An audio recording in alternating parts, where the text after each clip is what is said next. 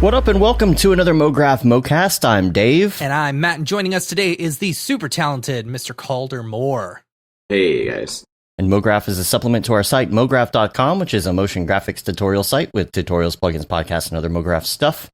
And on the show, we talk about everything ranging from motion graphics to Cinema 4D, After Effects, plugins, render engines, doing business, doing taxes, being a contractor, or working for the man. You can email us info@mograph.com. Let us know what you think about the show. Questions, comments, concerns, queries, grievances, show topic ideas, artist suggestions. We're on Facebook, Twitter, Instagram, YouTube, mograph.com. Check us out. Hit us up. Check out our Insta stories and stuff. Yeah. Join us for the discussion and chat live. We may be doing some TikToks here soon. Will we? I had a really good idea. You know, hit up some of because we've got a couple of like YouTube and TikTok artists who we do work for. And I was like, what if, you know, we do like they're called like, what are they called? Stitches, you know, where you show the beginning of their TikTok and then you do your own TikTok where I'm like, I was like, oh, let's show this TikTok and then we'll do ours and we'll say, this is how we did it, blah, blah, blah. I see. You know, it's a good idea. We have an account. We just don't use it. We do. Yeah. Yeah. I don't know. Just thought it might be fun. All right. Get I'll them, let you be in charge of that. Yeah. Get them Shams numbers, you know? Right. She's right. got a ton of numbers.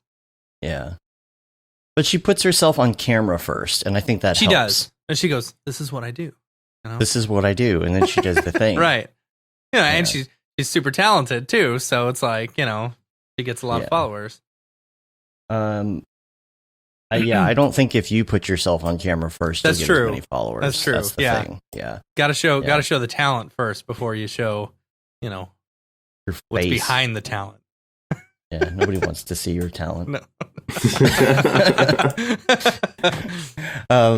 The Halloween show was last week. Yeah, it was fun. It was really fun. We had a lot of people call in, actually, and I probably will put this on the stream. In fact, I'll probably put it on the stream before this show goes up, just in case you want to listen to it. So if you're listening to this now, you've probably already listened to it. Yeah. I was worried that it was going to be very depressing, you know, asking for client horror stories. But like we were able, I feel like everyone was able to spin it into like a positive thing, you know, and it all really came down to like, make sure you CYA with a good contract, you know? So. Yeah, it was good. And it was, I wasn't sure how many people were going to show up. Yeah. But it went over well. I didn't realize until today Maxon actually sent out a tweet telling people to they did. join. Yeah, I saw that. That helped. I get all their awesome. tweets too. And, I get all the notifications, Dave. I know you do. That's how I'm in the know all the time. That's how I know everything. And so other notes I have here from the week, save for melange. You want to talk about that? Yeah. Okay. So I've been having this problem and I thought it was just my system because, you know, we upgraded all of our systems and we're getting all the bugs worked out and stuff like that. And so I've been on R21 because we've had this one project that we've been working on all year. And so I haven't been able to upgrade. So I started getting this issue where anytime I started like working in X particles or something and I'd hit save, it would take me like 5-10 minutes to save. Oh, and one time, a couple of times, I had to eventually like turn off my autosaves. And you know how I am with autosaves.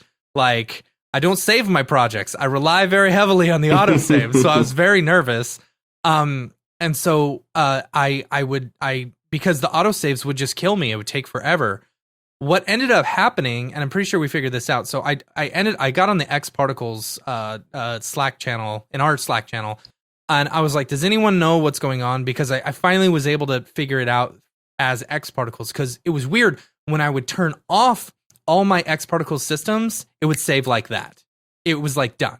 You know, I'd turn it back on and I'd hit save and it would take 5-10 minutes. If it would even finish saving at all. At one point, it went all through the night and wouldn't save. So I'm like, I don't know what's going on here.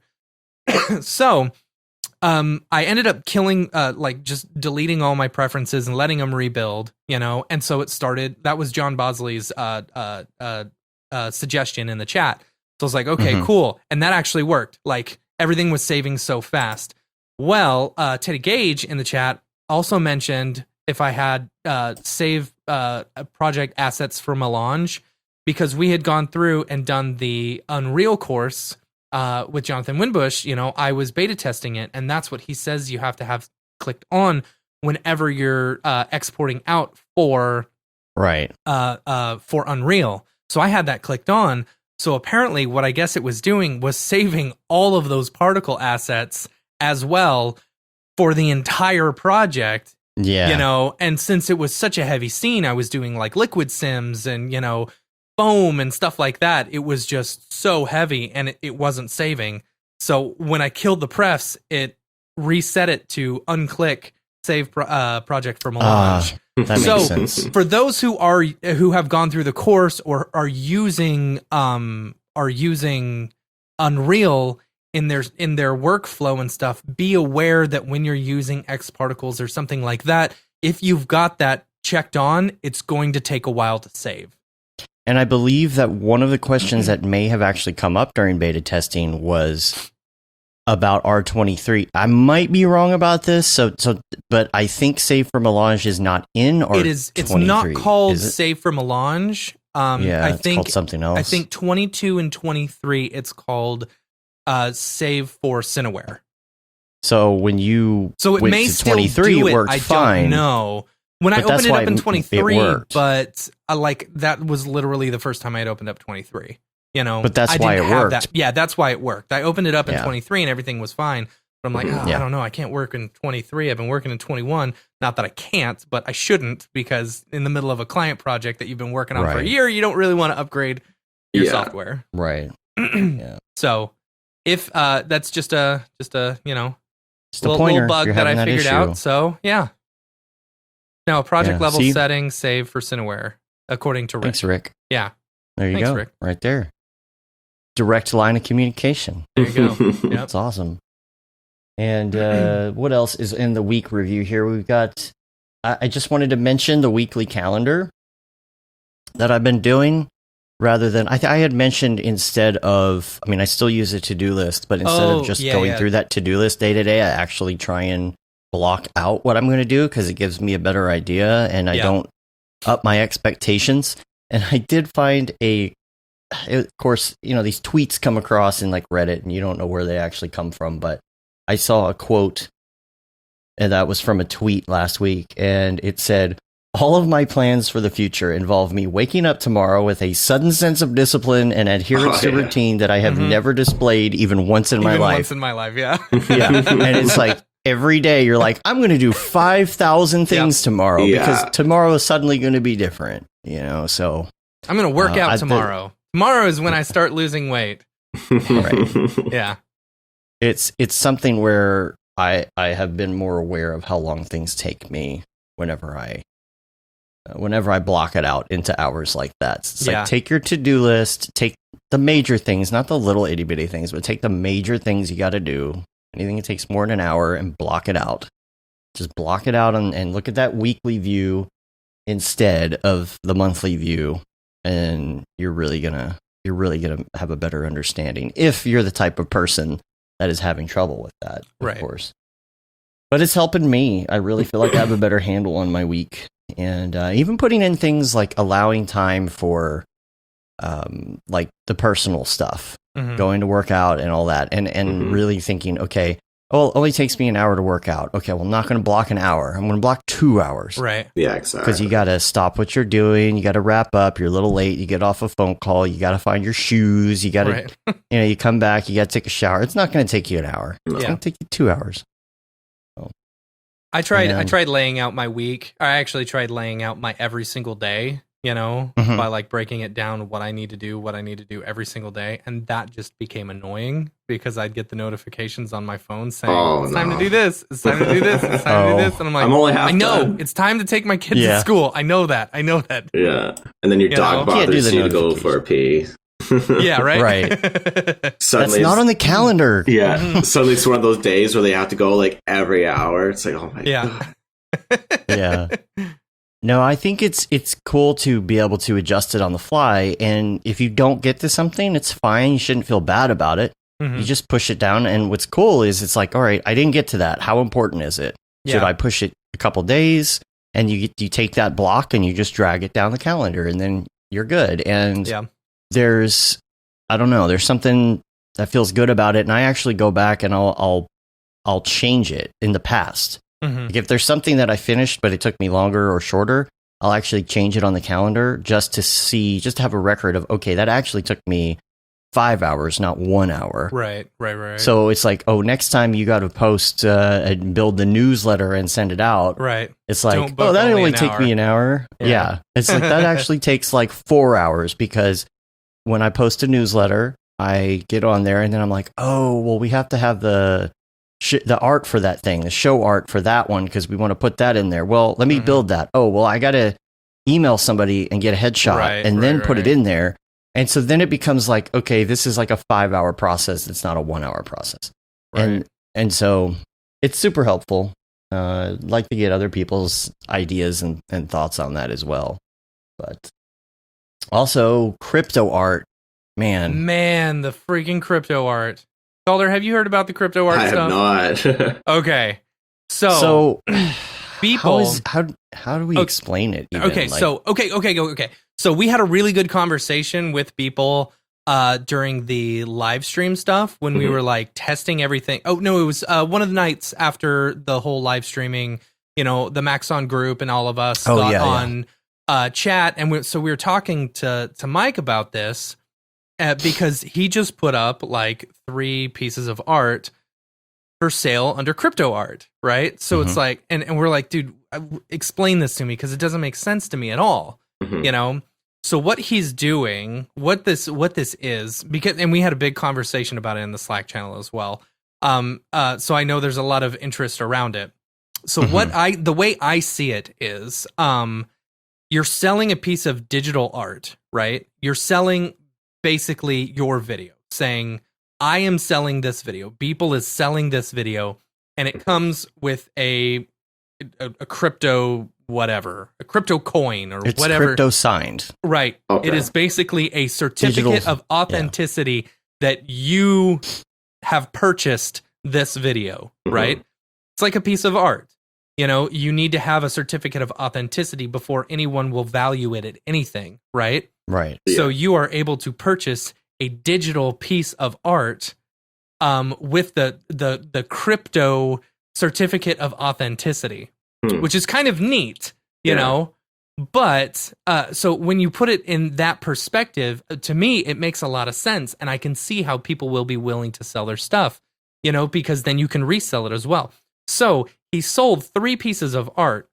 One of them, he sold what, like, was it 100 or was it 1,000 for like $1 each? $1, 100 of them, I think, for $1 each. Yeah. And that's so what it was. like he sold 100 crypto versions of this particular art, all with certificates of authenticity, you know. So for $1, and then he put 2 other on auction, and they ended up going for like what, $66,000? What? Each of Those them? yesterday I saw, 66. Yeah, that tweet said, did Beeple just make $66,000? It's ridiculous. Apparently. Like, But then there was the guy flipping it because our buddy Joe came over the other night, was hanging out. So was Lance from Already Been Chewed.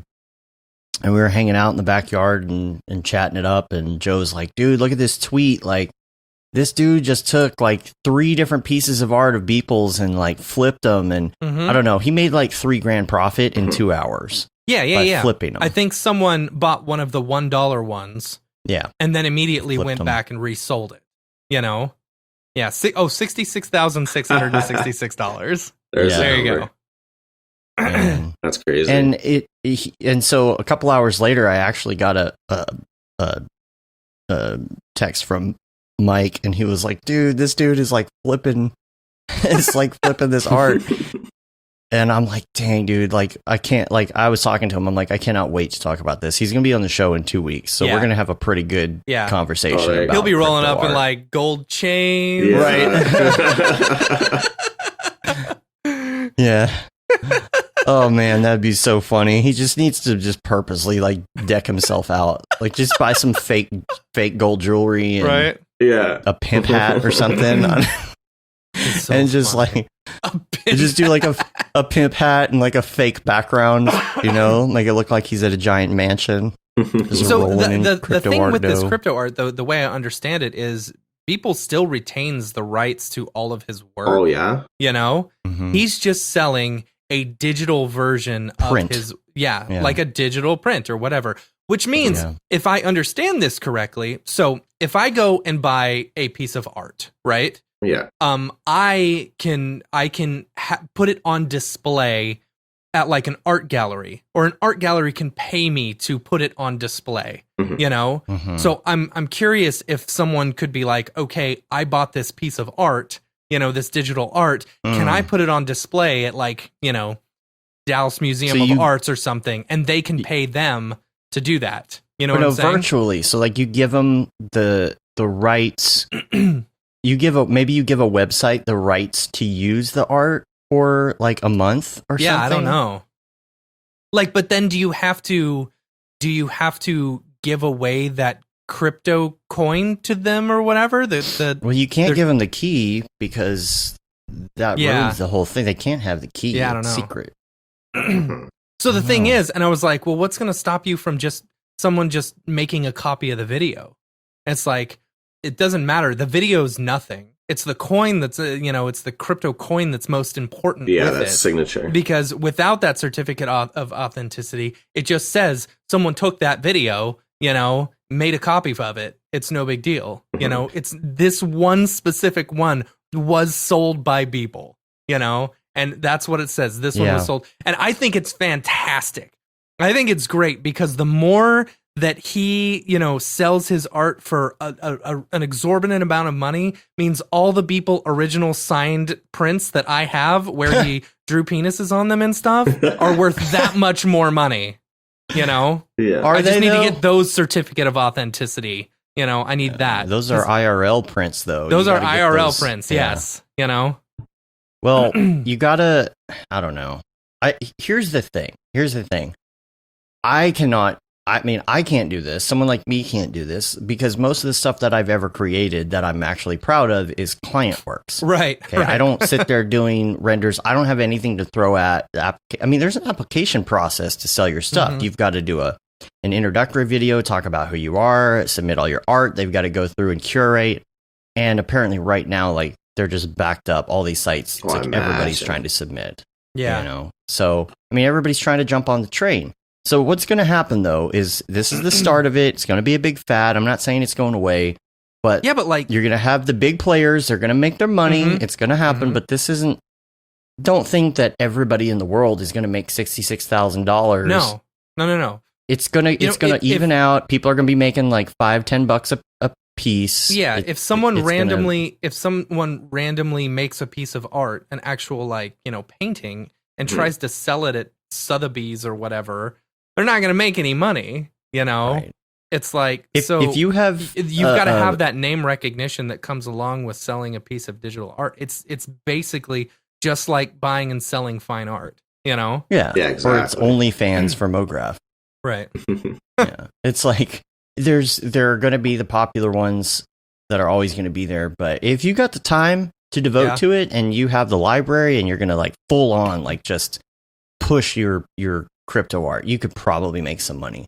But in general, I don't think that this is going to be like the new hotness for I think it's already, I think it's had its big explosion, if you will. And it's going to, I don't think it's going to get any better. I don't think you're going to see people making even more money unless they're already like Beeple or Fuck Render or somebody. I think people, you got to have that name recognition before you're going to make that much money. I think if there's like a certain way people can like use the purchase prints, like you're saying, like giving the right for the museum to show it, I think that'll like start picking up traction. Otherwise, it's just kind of, you have this $66,000 crypto art sitting on your desktop background.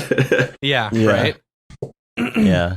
I bet Shams is doing it. Is Shams making money on it? She's got to be, right? Probably. I was thinking about it, like, and this is the whole like museum thing. I was thinking about that the other day with flamingos.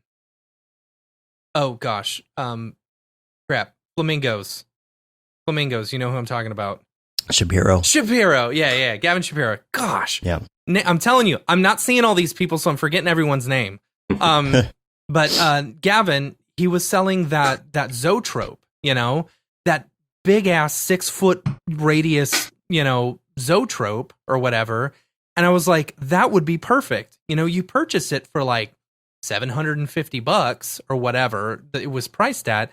And then you can take it to different museums and say, this was made by this digital artist. It's a physical representation of his digital art, and I think that would do really well in a place like that. Yeah. I don't know. I think, we'll talk about it more probably in 2 weeks. We'll learn a little bit more about it because I still don't quite understand it. And even though I don't quite understand it, I know enough to know that I feel like this is just, it's a little bit of a fad right now. I think people who are going to get into it, who are going to see it, they're going to, and who are just like gobbling up artwork and stuff like that without actually knowing the artists are probably the ones who are going to get the most hurt by it, financially or whatever. Mm-hmm. But it's like, they're spending all that money. You know what? This is what it is it's like the people that have wanted to get in, that want to get into it, that are getting into it right now, are going to make the money off of it. And then this is the height. This is the height already. Yeah, maybe. I don't know. I don't think that your average person is going to make a bunch of money off of this. Yeah. No. Do you? Yeah, I don't know. It's not going to turn into like the oil painting industry. Right. Yeah. That'd be sweet if it did, though. Yeah. Yeah. I just don't see it getting any bigger than it already has. Yeah, and here's a question. It's like, what if you want to display it in your house? Like, you buy a Picasso, you hang it on the wall. You're like, oh yeah, that's an original Picasso. Mm-hmm. And it's like, well, then you have to put it up a TV or a monitor or something on your wall and say, if you can spend $66,000 on a piece of crypto art, I'm pretty sure you can just go buy whatever TV you want and hang it up. Yeah. Like, but then, like, I don't know. There's no digital signature on people's stuff, you know. Also, let's keep in mind, people also normally like just gives all of his crap away and says you can do whatever you want with it, So, for example, we were talking to him and he said, "Oh yeah, someone hit me up and they're like, "Oh yeah, I bought one of your crypto arts." And he's like, "What? I didn't put anything up." But then it turned out someone had emailed him and said, "Hey, can we sell this?" And he's like, "Yeah, sure, do whatever you want with it." It's like, but that wasn't specifically sold by people, It's like, so now you're going to get some of these. How do you certify that it was specifically sold by him? Exactly. I don't know. That's why this is the banana duct tape to the wall thing. It is, yeah. It's that for if I get a banana out of my kitchen and duct tape to my wall, it's not worth that. Right. So that's exactly what this is. This is just people paying things to say, "Hey, I paid this much, and this piece of art is Well, the thing blah, with blah, the banana blah. tape to the wall is you're paying for the instructions and the ability to post, to show it off at a museum or something like that. There are specific instructions that come along with how to hang that banana on the wall and how it's supposed to look. Anyway, I don't know. We'll talk about it more in detail. Maybe we'll get a better understanding of it. But I also wanted to mention this week that we're working on some website updates right now. Yes. And we're not all of it's going to launch right away, but you won't see too much of a change, but we are changing a lot of back end stuff, and we're going to have a new, slightly updated front page here pretty soon. Mm-hmm. And what we would like to do, instead of having this stock video on the front page, is we would like to have renders from people who are already part of the Mograph.com community. So our friends, people on Slack, all of that. It would be cool if you have anything that we could put in on the front page. It's just kind of like a background video. Yeah. But if you want your stuff up there, it is going to go through kind of a curation process. I can't promise that everything will be there if you send it. Yeah. But if you want to do that, see, it's like crypto art, right? We'll curate it and So info@mograph.com. If you have a cool looking render, send us your best stuff though, because we're going to show it to some other people, get their opinion, and say which things do you think should be on the front page. But I want it to be features of people who are part of the community already. I think that's what's important. Not just like, oh, this is a cool render, but people who have been with us and following along and chatting with us, and everybody helps each other, and we'll give you credit and everything, of course.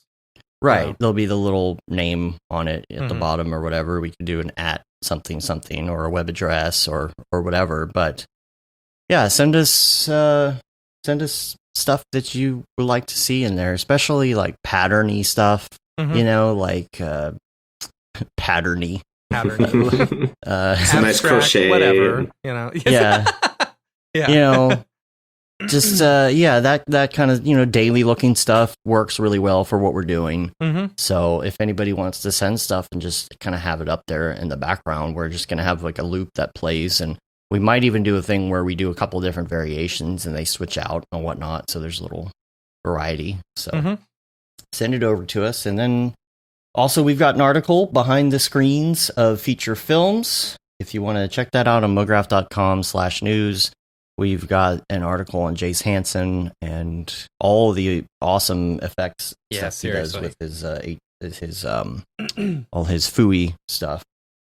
And there's that. And also, of course, check out our classes. Just a reminder.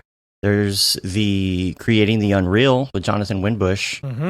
It's the new hotness right now. Make sure that you check that out and learn some Unreal. But also, I wanted to mention that Houdini, the course is going to be getting some updates in the next 18.5. Yeah, six months or so. We'll be adding more content having to do with 18.5. And so we've also been talking to him about. Should we mention that? Should we mention that? Wait, which thing? What we were talking about this morning?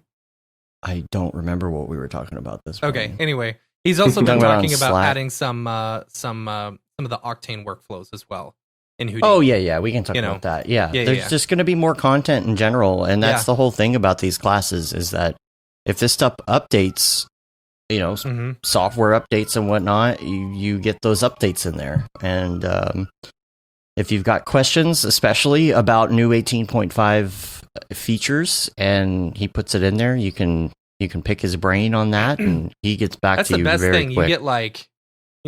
You get direct access to Mark. Yeah. And he's quick about answering the questions. Like I get the emails every time someone asks a question, as well as when he responds. And we have yet to come up with a question where someone's like, I can't figure this out, and he's like, I don't know what you're doing. He always tries to open up projects, he figures it out. Help out as much as possible. So if you're getting into that, if you're getting into 18.5, well, a lot of people I think are getting into Houdini right now because they saw the 18.5 announcements. Yeah. And so if you're getting into that, if you want to learn Houdini, everything still works pretty much on that aspect. We haven't run across anything that's different. But once more of this stuff starts rolling out, then you'll also get those 18.5 updates. Yep. And some new content. So that covers that. So, Calder, let's talk about you and your background. Yeah, man. Tell us where you went to school and how you got started in art in general. So, I've always just kind of been like drawing and stuff from like when I was super young. And then like when I was like 13, 15, somewhere around there, my mom had actually signed me up for like a video game sort of like camp during the summer. And so I went to like the local college and we like learned how to do like some like basic scripting and like made like a little tiny like video game or whatever, and I just like absolutely like loved it, and I knew I wanted to like get into like the digital world of art. What platform was that on then? Oh, I don't. It was like PC. Yeah, it was some weird like PC thing that this company or group had created, like a nice little like template for you to create games on using like C# or something like that. And then we weren't allowed using like Photoshop or like anything at the time, because they didn't have the rights to it, so we had to use MS Paint to create all our gosh, all of the sprites and stuff. Man, So that was fun. But yeah, then after that, I was just like absolutely enthralled in like the world of like the digital, just the CG and stuff. And so I would like sign up for like every art course and every CG, like computer lab course, computer graphics and stuff during high school, which was like just brand new, and like the teacher himself was like learning Maya, or like it was like Softimage, like 6 point something at the time. So he's like learning alongside us to like know how to use like the 3D tools and stuff. And after that, I kind of went and like fell into like construction, and was doing like construction work for like 4 years, and got like I was not satisfied with it, and it was kind of a little bit of luck of what happened. I ended up getting in a car accident, and I wasn't able to work for a bit, and I was like, no, it's time for a change, and applied to Cato, like the Center for Arts and Technology in Kelowna, BC, and got in. It was like a 2 years straight course for like 3D game animation, where you like learn like 3D modeling, animation, like a bunch of like useless stuff that you'll never use. And then one of my teachers at the end of it, he was good friends with the hiring manager down in Vancouver, where I'm at now, at Nerd Corp's Entertainment, and he got me an interview there. And so I had to do an art test and like learn Softimage again, because I was taught Maya in school. So I had a week to build a character, learn Softimage, and like animate it and like texture it and everything in like a week. So I was just like, locked myself in the room, working like 12, 16 hours straight a day trying to get this character out. And so I got in, and that was just amazing feeling, changing your careers, going to school, and like getting your foot in that door was just unreal. Yeah. So since then I was at Nerdcore for 4 years working on Blaze and the Monster Machines. It's like a preschool. Oh yeah, no, I love that show. I were y'all using V-Ray for that? About it. We first for the first 2-3 seasons. No, it was 2.5 seasons, because we switched over from Softimage to Maya mid-season for some reason. Yeah, so you had to learn Softimage. 2 years later, I had to switch back to Maya. Yeah, that's funny. No, we were using Mental Ray, and then we switched over to V-Ray. Yeah. Okay. And then we all I had thought to... I remember, because I've seen so much Blaze in the Monster Machine with my kid, and I remember every time I watch some of these shows, I'm like, I wonder what they're using for their renderers and stuff. That's funny. Yeah, it's really funny. Yeah, we're using like a bunch of like self-lit stuff, like this like the clever fall-offs and incidence nodes and stuff like that. And working on that show, I quickly fell into doing like all the sets and environments and stuff. And that's sort of where my sort of abilities I wanted to like keep honing into, like focus on like just like the environments and sets and stuff, rather like characters and like props and stuff. And then after that I went over to Icon for a bit, and I did not like it there at all. It was like a weird place in Vancouver, and the show was all right, but the studio, you didn't feel comfortable there. So I got out like as soon as I could, and eventually made my way to Atomic, where I was there for a couple years. Worked on Super Dinosaur.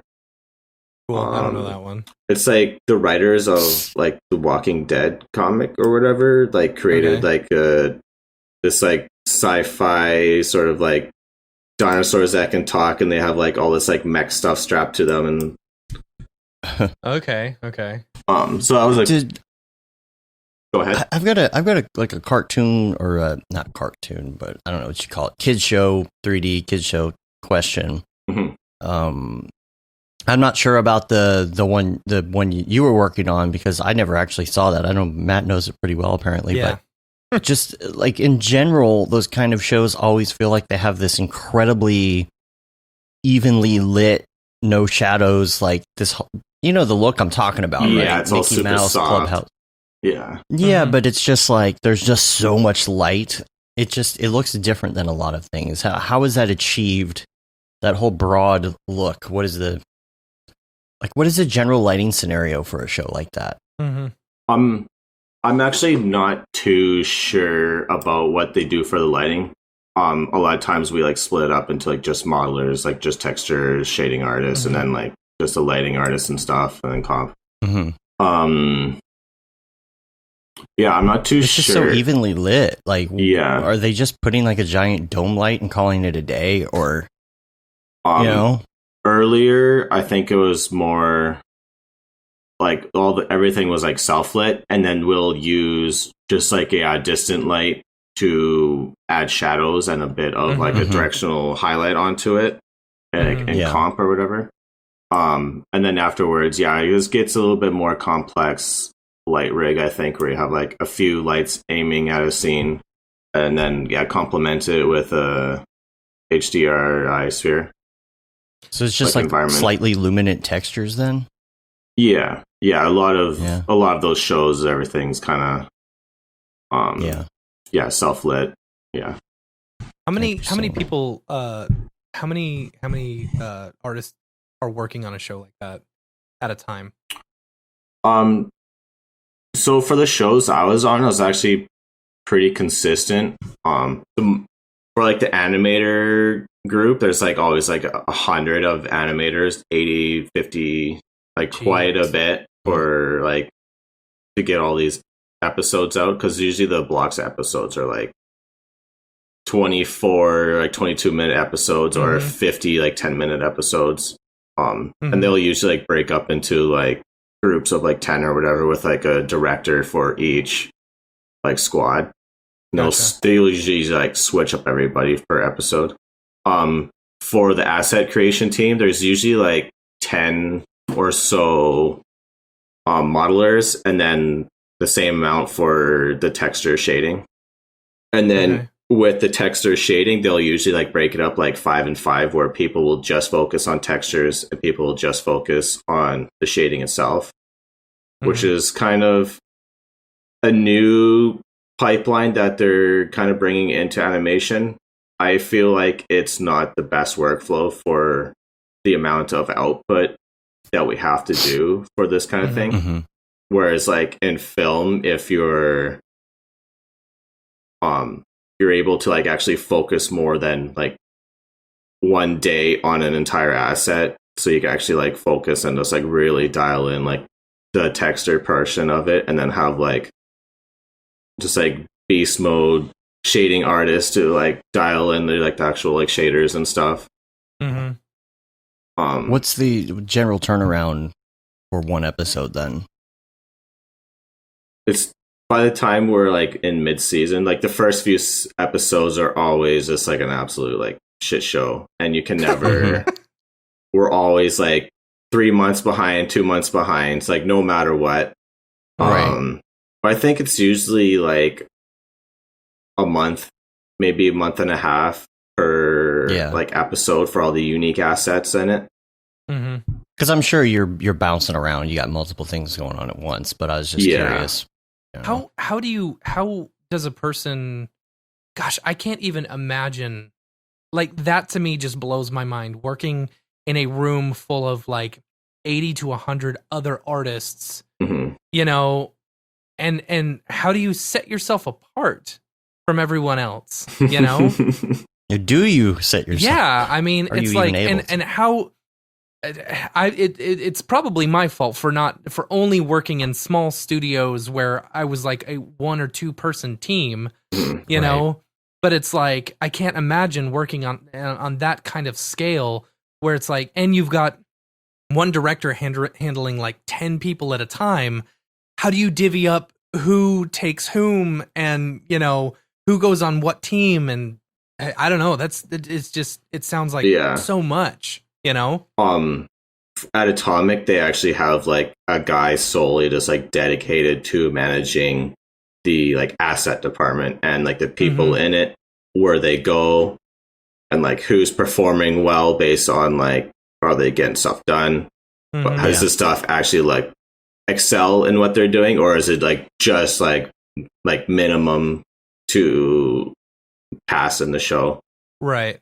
And yeah, I think to like get your like self notice is just going that extra step to making sure you're producing like quality stuff at a quick like turnaround time, right? Yeah. Someone was Jeff, asking in the chat what that role is called. Does it have a name? He was CG asset supervisor or something like that. He was. Okay. Yeah. Because I can imagine, you know, we have this discussion every once in a while about when there's kind of like two different types of people. There's or animators. There's those people that they want to do their own thing eventually and be the next people, whatever. Self-starters, very driven. Yeah. Yeah, and then there's also people that are technical animators, not necessarily even the best at art direction, just really good at modeling or whatever.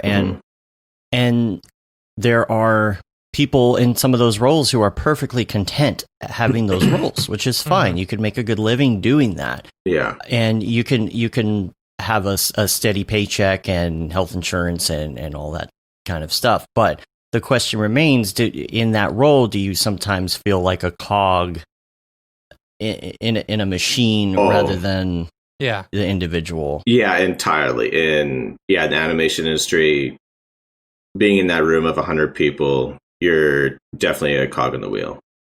Yeah. Or a cog in the chain or whatever. Yeah. And some people are fine with that. You know, did you find that a lot of people they're like, I just love this. I put on my headphones and I jam it out and I make a living? Or were a lot of people just, this is a step in their career chain? Yeah. Actually, a couple of like my good buddies in the industry, they're just like, yeah, no, I'm fine where I'm at. I don't want to like get into a lead role. I don't want to have any sort of seniority. I just like sort of floating by, and a raise will come if it happens.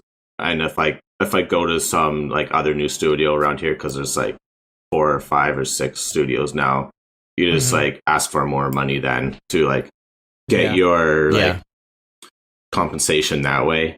But yeah, a lot of times it's just like you have like the two groups of people, the people who just like float by and like slowly sort of steadily rise up, or the people who go like full out, want to improve in their career and like actually start to make a name for themselves. And that's sort of like, I don't want to like humble brag or whatever, but that's sort of like what I wanted to push for, was to like improve my career.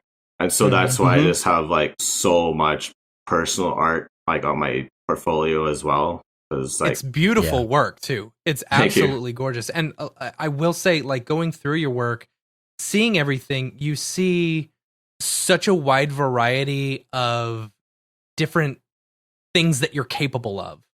Like some of the sculpting stuff down at the bottom, gorgeous. Like the characters and stuff. And then you see you've got this like the Arnold toon shading stuff. That's actually where I first saw your work. It was the power station, you know? And it's absolutely, like, the detail in it is absolutely incredible. Thank you. Yeah, a lot of that was using like just like experimenting with kit bash stuff from like Vitaly and like everything I could find on, I think it was ArtStation Marketplace was up then. But a lot of times it's just like scrounging on Gumroad, trying to find like as many mechanical bits and pieces I could find. Yeah. And then just playing around with the toon shaders themselves, seeing what I can sort of like get out of them. I like the halftone stuff you have too. Yeah, that one was super fun to do. Yeah. Trying to create like a retro sort of feel to it. We kind of we sidetracked you there with that whole thing, but I wanted where were we on your artistic journey? I was landed at Atomic. You were humble bragging. Yeah. I landed at Atomic. I was there for a few years working on like Super Dino, and then I fell into working on the Lego shows, like the Lego Jurassic World. Oh, cool. And I think their other Lego show is announced now. I'm not too sure. But yeah, no, a bunch of like the Lego series, and we really wanted to develop like the look and feel of it, like make it look like actual like little Lego pieces. So we like really went into the like texturing and shading portion of that, which was done in RenderMan. I absolutely hate RenderMan with a passion. And like funny. I'm so glad I got out of there and like or out of like the animation industry and using RenderMan in general, because it's such a pain to use. Is it? Oh my god, yeah. What specifically about it makes it hard to or difficult to use in comparison? Because I've never touched RenderMan. It likes to name stuff, just random names. The way you sort of like connect and like join stuff together to get stuff to work is kind of a pain. It'll arbitrarily like not work. Like we'll have like 50 assets. You have your reused shaders. Drag and drop the shader on your prop, like a watering can. You've used this shader 50 other times on 50 other props. For this water can, the shader's broken. It doesn't work. And it's just like, why is this not working? So we have to like go through and completely rebuild the shader from scratch, and like it'll like work fine. And it's just like suddenly RenderMan like refuses to work. And the same thing with like displacement, like height map stuff. It'll look fine on a few assets, and then all of a sudden on this asset, it's all artifacting and like the geo separating, and there's like the weird like stepping effect, and it's just like using the exact same textures, exact same setup. Doesn't want to work. Weird. Seems so inconsistent. Yeah, no, it's so weird. Was this all in Maya? Yeah. Okay. And so this whole time you've been working in Maya and stuff like that for all these shows? Yeah. And so working, like going through like my career in the animation industry, once like during that time on Blaze, halfway through the season where we switched to Maya, that's when I was looking at other tools to use at home, because I didn't like Maya.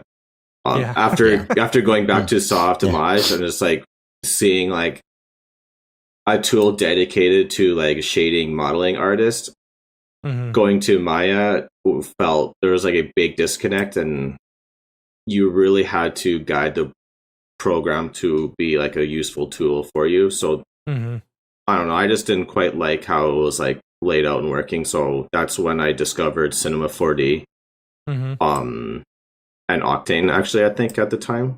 Maybe Octane was a little bit later, I'm not too sure. But yeah, so that's when I would start to develop like a lot of like my personal work and stuff like that. And then how did you discover Cinema 4D? Were you? Yeah, I'm interested about that too. I think I was just like looking up. Actually, it was the dailies. People posting all the dailies and stuff. I felt that was a cool sort of, you can utilize those dailies as a tool to like learn the program. And it seemed like Cinema 4D was pretty decent to learn, and I can like follow along with everyone's sort of like YouTube posts or YouTube videos of them making like some random daily on like using like the cloner tool or something like that. And so I would just like follow along, learn how to use the cloner tool one day, learn how to use like the hair stuff to make those weird sort of like Minecraft little things, like attaching like the square to it or yeah, just learned like right. Yeah. how to use like the deformers and stuff, and yeah, then eventually started seeing people using the dailies with like Octane, and just seeing like that live feedback and having let's like and it not being RenderMan, right? Yeah, exactly. Yeah.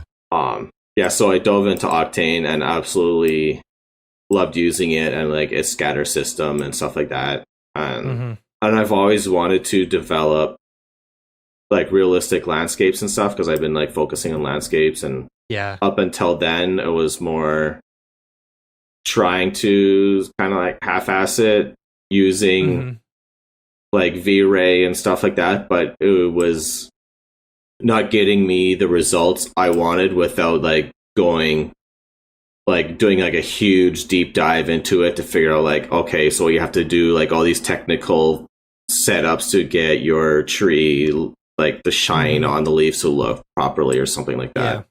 And then finding Octane and seeing now it's like super easy to create realistic stuff, especially with like Megascan library and photoscan techniques and stuff coming into light. Then it just made everything sort of just like fall into place. Learning like speed tree to develop like a set of trees, and then eventually creating like a set of like reuse stuff for like my sets where I have like all my scatter systems pre-set up, just drag them into a scene.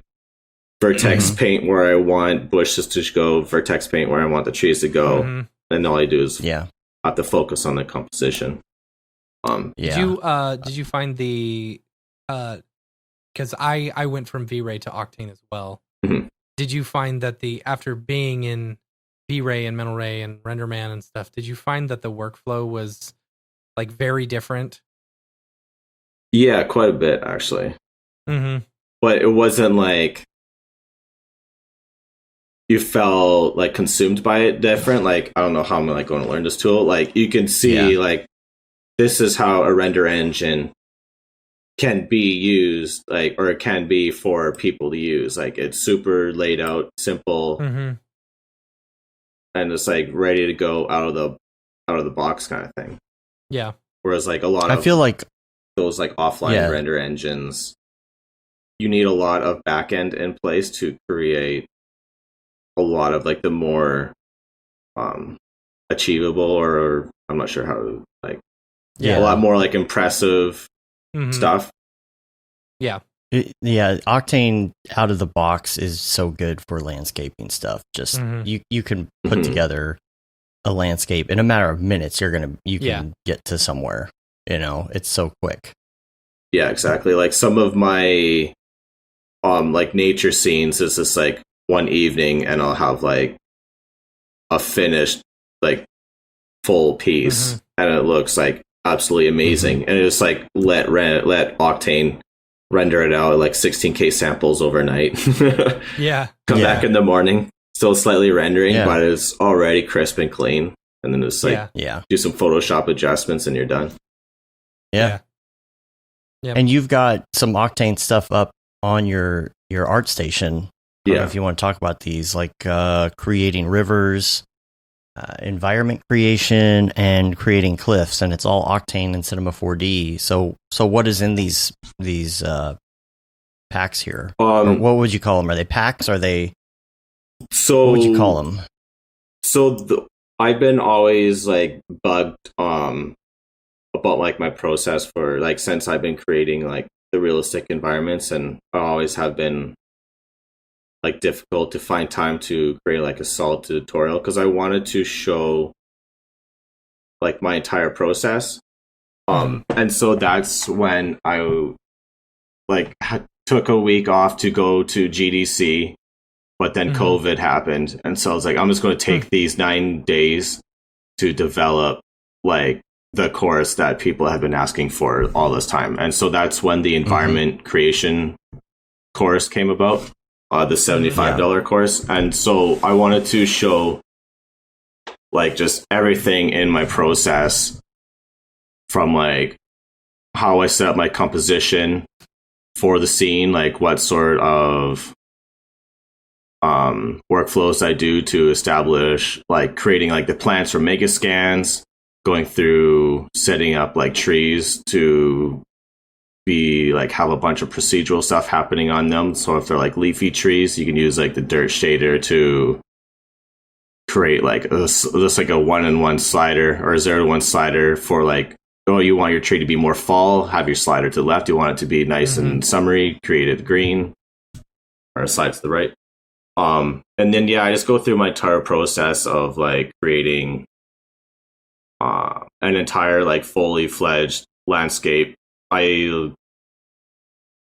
From like creating like your like the actual ground, how I use like the noise deformers and stuff to sort of make it look a little bit more natural, then use the sculpting tools to develop that, go through creating like the scatter systems and how to adjust certain scatter systems to fit like different plant species or like grasses and like or rocks and stuff like that.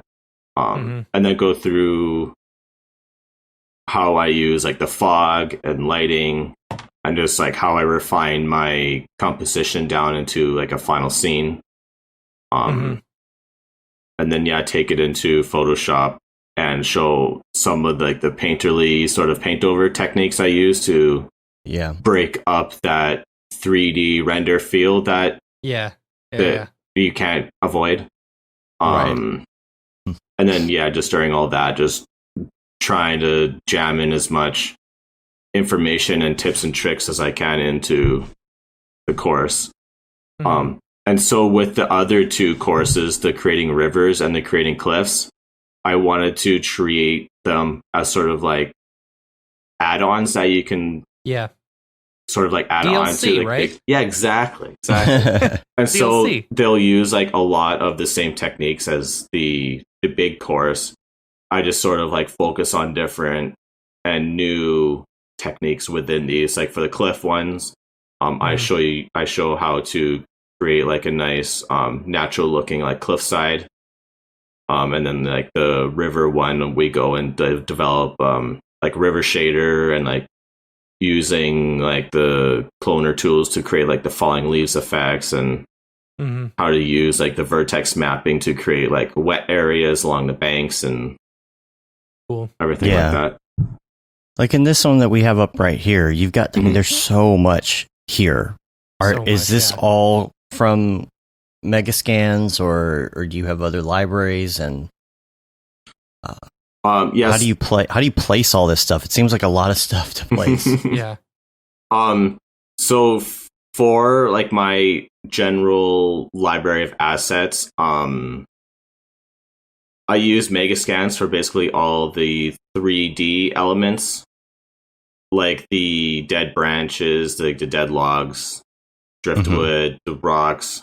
And then I use real displacement textures for all my like tileable materials because I find they just absolutely excel over Megascans for their tileable materials, and they're just like realistic feel to them, like in the height maps and stuff are so refined and detailed.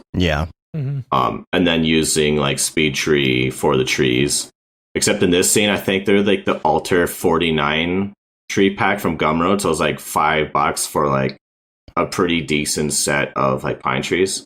That's cool. Are you doing a lot of instancing in these? So I usually have like instance like the scattering setup for like all the trees, the grasses. In this case, I think like all the rocks are in it. And then I'll go back and I'll complement those scatter systems with like hand play stuff, like in the foreground, like the pile of like driftwood in the right and like the driftwood on the left is all like hand placed, and then like that dead log with like the little tiny like sprig grown out of it, like it's like hand placing those to sort of create like a bit of story in your scene, because that is what's always lacking in like creating scenes with like using the scatter systems and stuff. It just feels like just like a plain Jane sort of scene. So if you like actually take time and like place a few objects, you can really bring the viewer into the scene and like create a story with it. How do you go about setting up your composition? Are you using references, or are you just starting with any sort of guides, or are you just kind of doing whatever what comes to you, whatever you feel? I'll be right back, guys. Okay. A lot of times it's just drawing in my sketchbook that I like always have beside me. Oops. Oh my god. Yeah, it's like my sketchbook, and I'll just like draw like whatever idea comes to my head. Like for that one, I wanted to create something somewhat of a forest fire scene, so I just like established a bit of a composition. It's like just a quick scribble, like took more than like 2 minutes, and maybe like knock out like a few other ones in case that one's not working too well. And then are you going for like, do you ever do like golden spiral or any of that kind of stuff, or is it more of a traditional like eyeball for composition? Yeah, so a lot of time, like a while ago, I'd like make sure I got like a nice rule of third stuff happening, but like once you really get to know like those compositional techniques, you can just sort of like, you don't even have to like think about it, you just eyeball it. Okay, the tree, like this tree clump looks good like in sort of like this area of the composition, which naturally is like rule of thirds or like your like golden spiral or golden ratio. And then it's just making sure your scene's like nice and balanced. I actually go through a little bit of that in like the course itself, and like creating like a pleasing composition. It's very like basic. There's like definitely like better ones on YouTube that will like, or like Gumroad or whatever, that go more in depth on creating like a really good solid composition for your scene.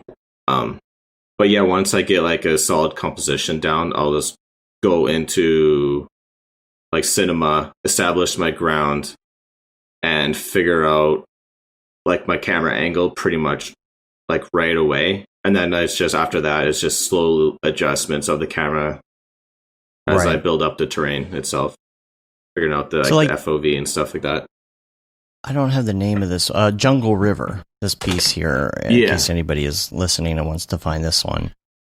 You have a sketch here kind of on grade. Now, is this something you sketched on paper and scanned? Did you do this on an iPad? How do you go about that? So that sketch is just done in Photoshop. And so that would be like similarly how I would set up my like Octane scenes as well, just like a quick sketch. Figure out lay of the land kind of thing. So you're using a pen, right? Are you doing this? You're not doing this with a mouse. Oh yeah, it's a mouse. No, true. Is it? Wow. No. Oh, okay. Dang. I at this time I had vested in actually a Huion drawing monitor, but it had finally crapped out the last December, and so I invested in just a solid Cintiq because that's what I was using at work. And like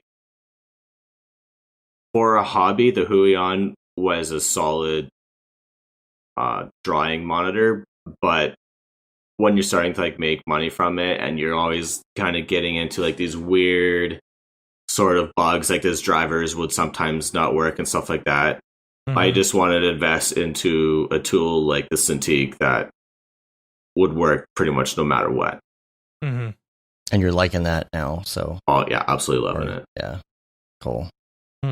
Yeah, I can't invest the money. Matt always talks about it. I want one, but I feel like it's going to be just like my iPad Pro, where I wanted one so bad I finally bought one, and then I barely use it. Yeah, You just scroll Reddit on it in your bedroom.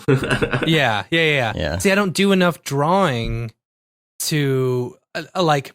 It's very convenient. It's very convenient when I'm needing to do brush strokes or whatever in either Photoshop or like After Effects when I'm using the clone brush and stuff like that. It's very convenient for that, but I can't see any other use other than that. I used the iPad for in the Halloween promo with the pumpkin with the eyeballs, the face on it. I totally drew that in Procreate and just brought in the layers. Yeah. But yeah, it's you got to, if you're going to get one of those you got to make yourself use it. Yeah. So now I was maybe like, have some sort of like, I'm going to do a daily with this pencil every day. Make yourself use it. Right. Yeah, and I was doing a lot of like 2D like drawing stuff, and so Cintiq was very much innate in like my toolbox, a tool I would actually use at that time. Yeah. What are you doing nowadays? Like are you working for a company, or are you a solo artist? It just in August here, I got an email from Moon Studios to join their team. They're the guys that do like those Ori games, Ori and the Blind Forest, Ori the Will-O-the Wisp. Cool. Yeah. And so getting a reach out from them was like mind blowing. Like, I've been trying to sort of get out of the animation industry, and I kind of expected to just be like going towards like EA or something like that because they're local. I didn't know EA was up there. Yeah, they're like one of their studios anyway. Here they focus on like the FIFA games, and I think like Need for Speed and Plants vs Zombies. But like none of that is like interesting me at all. I don't want to make FIFA jerseys for 5 months and then get let go because they're weird process of never hiring people full time, and so they do like the loophole of that. Interesting. And then Moon Studios emailed me for like a full time remote job, and so I got them to give me an art test to show that I was able to use Unity. And so it's another thing where it's like, okay, so this 2 weeks, I'm going to lock myself in the room and learn how to use Unity and to make them something that would interest them in hiring me. Interesting. So what are you doing for them specifically? So if you're allowed to talk about it. I can't talk about the game or whatever we're working on. But I'm focusing on like, I guess it's more. So we have a team of like 16 of us right now. And we're all focusing on the environment stuff, and they sort of have like a loose established rules. So you're not like just doing like modeling. You're also able to like do like a little bit of concept art, like dive into Unity and do like the set dressing or like design blockouts and stuff like that. So I've been that's nice. Able to keeps the variety going, right? Yeah, and for like people like me who get like bored fast and always like to like gets their hands wet in like every sort of avenue. I've been able to like do some like concept art, the design blockouts, and right now we're doing a big push for the set dressing stuff, and so I've been having a blast doing like all the set dressing stuff and like the stuff like that. Cool. And the other thing I meant to bring up earlier was you've got all this Octane stuff, but you also have all of this Arnold stuff, and it is kind of rare to see somebody who does so much in a GPU and a CPU renderer rather than just, you have the people who are just like Octane Redshift, back and forth. So you do a lot of Arnold. So you've got to have kind of a bit of CPU and GPU power. So what are you doing to manage that? Just invest a lot in my computer system. I didn't know if you were using farms or no. I just a local. I try to make sure like stuff is at a decent enough level where I can just render it local. Especially because I'm not worried about multi-frame rendering. It's just always for the illustration, single frame. That's true. But for my setup, it's two 2080 Ti's, and I recently upgraded to an i9. Cool. Yeah. So did we. Those i9s are nice. They're nice. Yeah. Solid. And when it came in the mail with that weird like soccer ball box, my girlfriend's just like, "What the hell is this?" That's funny. We didn't get the soccer ball box. Ours was just like a little tiny box. We had gotten some Threadrippers that didn't work out for us, and they're in that elaborate packaging. Yeah. With it like sitting in the middle or not in Matt's case where there was no processor in it. Oh wow. Yeah. But that was an ordeal. But the i9 box, it literally like came in like the crappiest looking like it looks beat up like box, a cigarette box or a pack of cards. Yeah. We're like, wow. Like, all right. Yeah. An $800 processor right here. All right. Yeah. Did you so you've got Arnold running and you're going back and forth to GPU. Mm-hmm. Are you doing Arnold GPU at all? Yeah, that was going to be one of my questions as well. No, because I only really use Arnold for its tune shaders. And and that's what led me to Arnold was I was looking for something that was able to do some really cool like tune shading stuff, and I wasn't getting what I wanted out of Octane. I hated RenderMan, so I refused to use that. V-Ray, there's some stuff in it, but I didn't want to dive back into that. And Arnold seemed like in line with Octane on making their tool accessible for beginners, as well as the ability to go into like the more complex stuff. And it's tune shader stuff that I was seeing from Lee Griggs just kind of like absolutely inspired me to create some cool stuff. The tune shading stuff in Arnold is very nice. Yeah. Yeah. Do you go back and forth a lot, or are you sticking to one of them now?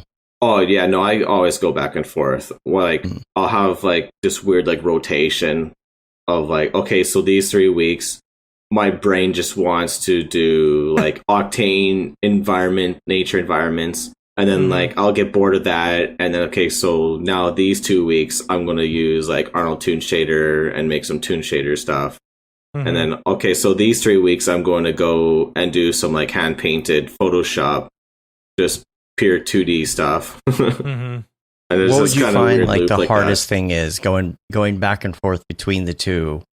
What is the biggest thing between the back and forth where your brain's like, oh, I got to think this way now instead of that way? A lot of times it's just like, honestly, it goes down into how Octane uses is like height and displacement stuff. Whereas like Arnold is like a more of traditional sense where you have to like subdivide your geometry insane amounts to get the fidelity of the height map. And that'll like slow down your render and stuff like that. So that's where I sort of... Don't worry, Octane has that too with the vector displacement. Yeah. You want to slow down your render a whole bunch. And so that's where I sort of went into doing a lot of just like sci-fi stuff in Arnold. Just like kit bash the shit out of something. Because it's able to... Does it change your workflow order of anything? Or pretty much is your workflow kind of the same order? Kind of the same order, yeah, because you're able to have like that live IPR window up while you're working. It's not as good as like Octane's for like the live feedback and getting like the render like real quick. I guess based on machine, but yeah, no, it hasn't changed too much. My process is still like blocking out your thumbnail, making sure you got something that would be good to look at, and then it's a matter of creating it using like the cloner tools or like everything to your advantage that Cinema 4D has to offer, rather than like manually like placing like 1,000 objects like in a row. You just use like a cloner for that, jam it in your scene, move on. Yeah. Cool. What about coming up in the future? Do you have any personal projects or anything like that you have planned or that you're working on? I would like to continue creating tutorials for Arnold and Octane. I've actually have dove like quite a bit more into like Arnold and his tune shader system, and there's like I could make like 4 or 5 more videos on that on my YouTube channel.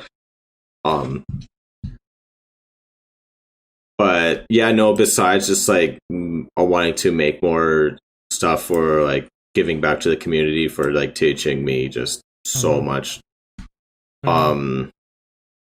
There's just not much on my plate right now. I've been quite focused on this project at Moon. Yeah. And like with the stuff that you're working at Moon, you know, Mhm. that you said they were using Unity. Mhm. Are you using Cinema 4D in that? I'm curious about what your workflow is. Yeah, so they're fine with whatever tool you use as long as you end up with like FBX that's usable in the game engine. Right. Okay. And so like some of the more concept side artists there are using like Blender to create assets, and then Gotcha. a lot of more sort of asset orientated people like me and a few others are using like a mix of like 3ds Max, Maya, and in my case Cinema 4D. Do you ever hop back to Maya? Yeah, I have Maya installed on my computer unfortunately now. It's just better for like exporting out stuff and like doing like quick actions like adjustments to UVs, which can is kind of a struggle sometimes in cinema. Yeah. They got all the new UV tools. Have you tried them? No, I'm still on R20. Okay. Yeah, I'm on 20. Okay. Yeah. Yeah. You should check out the new stuff sometime. See if it's. I'd like to hear at some point a comparison from somebody who's been in Maya and what their opinion is of the new tools. Yeah. I got a couple links here that I wanted to share.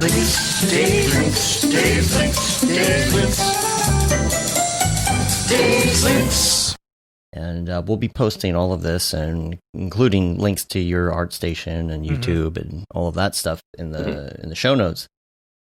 But I did want to mention first of all that Premium Beat has started doing a subscription service. Yeah. I don't know.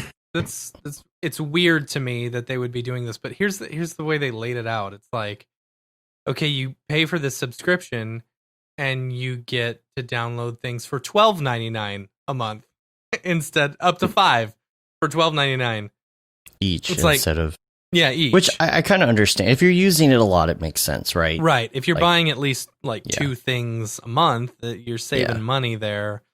But it's like, I don't know.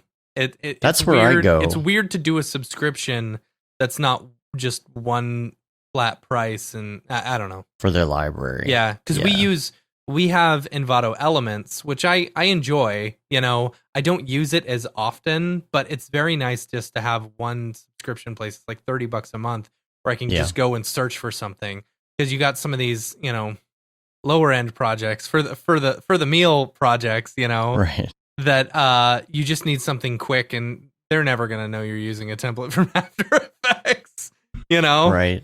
So it's like it's nice having all that and being able to download an unlimited amount, but it's weird to do like audio subscription. I don't know. Well, it's if you're using it a lot, I can understand, because once, you know, or twice every 3 months or so that I go for music, I'm doing $40 for that piece. So if I'm paying $60 a month plus $12 a track, if I'm doing more than 2, I guess that makes sense. Is it a flat fee plus you're paying the $12.99?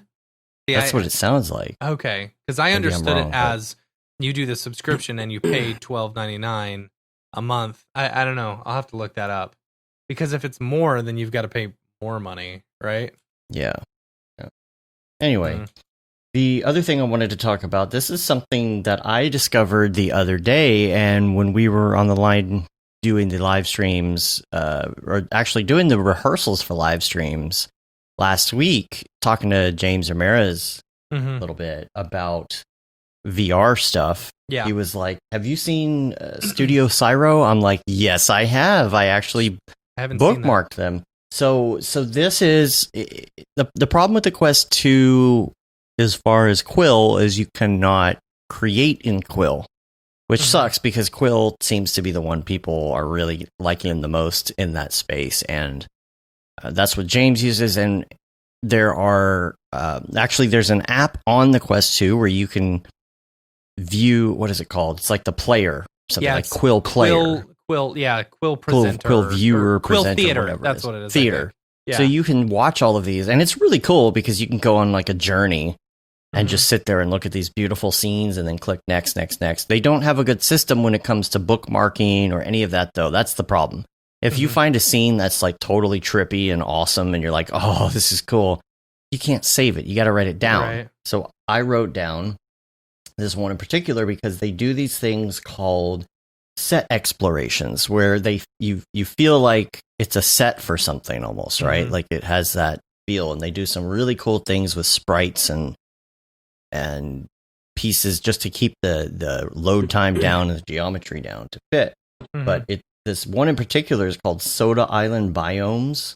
If you want to do a search for it, but this company is Studio Cyro. They have these amazing pieces of art that they're putting out, and I don't know how they're doing it, but I mean, I know they're doing it in Quill, but yeah, they do a really great job. And there's I think it was the Soda Island Biomes one where you're in this crazy maybe I can look it up and bring it up on the stream here.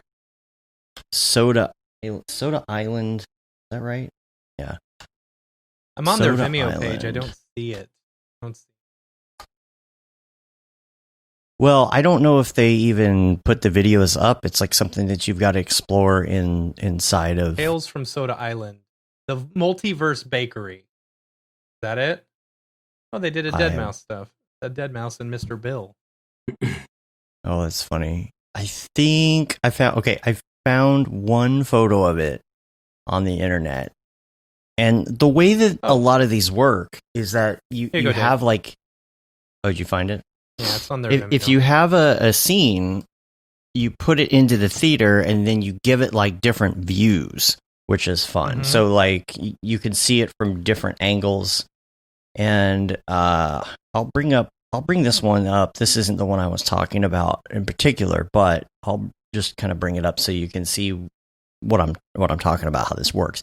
You're inside of these different... There's the one with the little koala.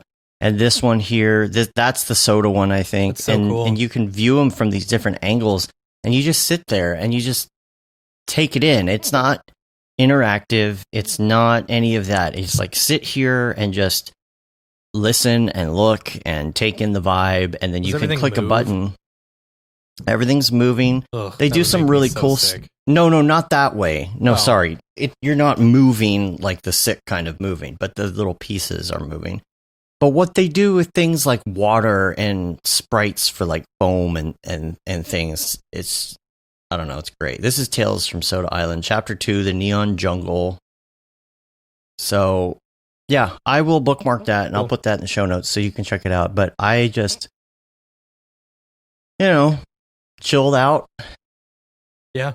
Sat on the bed, watched and relaxed. It's kind of meditative, I guess. Yeah. You just kind of sit there and take it in, and it feels good, bro.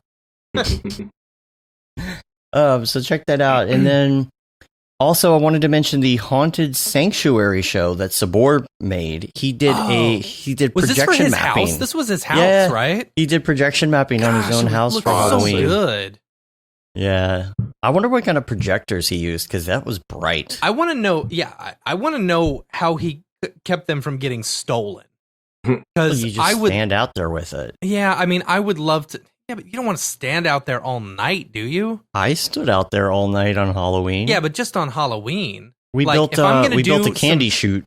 Yeah, if I'm going to do some like projection mapping on my house, I want it to be up all October or whatever, or all Christmas.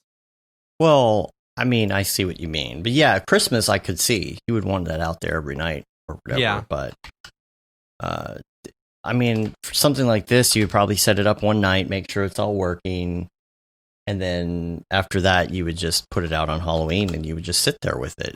Yeah.